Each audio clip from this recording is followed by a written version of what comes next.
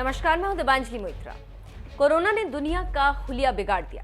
कितनों की मौत हुई और अर्थव्यवस्था तो ऐसे चौपट हुई कि पूछना ही नहीं। इसके साथ ही साथ कोरोना से निपटने में नाकामयाब लोगों की दुनिया में आलोचना हुई और कई लोगों की कुर्सी चली गई। साथ ही कई राष्ट्रपति प्रधानमंत्री के फैसले पर लोग भड़क गए और सड़कों पर प्रदर्शन किया।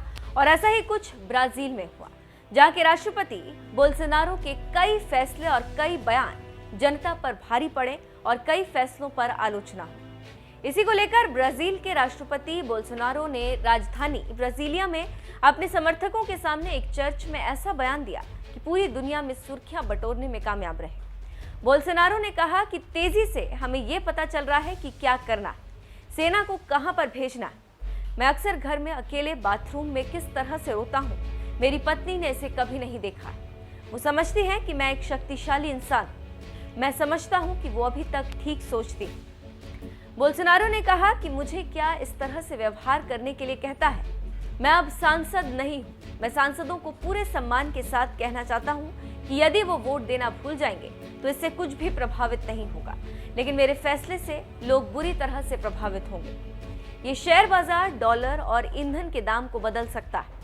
इससे पहले उन्होंने ऐलान किया था कि वो साल 2022 में एक बार फिर से चुनाव में उतरेंगे। कोरोना महामारी को ठीक तरीके से संभाल नहीं पाने की वजह से ब्राजीलियाई राष्ट्रपति की लोकप्रियता रसातल में पहुंच गई। आलोचकों का कहना है कि बोल्सोनारो का ये नाटक है और ब्राजील में अपनी जमीन को फिर से ठीक करने की उनकी मुहिम, क्योंकि कोरोना के समय सबसे बेकार और नकारा राष्ट्रपति बोल्सोनारो रहे और वो कुछ नहीं कर सके और ब्राजील की जनता मरती रही। ये बयान उन्हीं सबको भुलाने के लिए दिया जा रहा है ताकि 2022 के चुनाव में जमीन तैयार किया जा सके। देखना होगा कि आगे कितने ब्राजीलियन उनके झांसे में आते हैं या नहीं आते। ये भी देखना होगा कि ब्राजील का राष्ट्रपति कौन होता है, लेकिन फिलहाल तो जनता को रिझाने का काम बोल्सोनारो का जारी।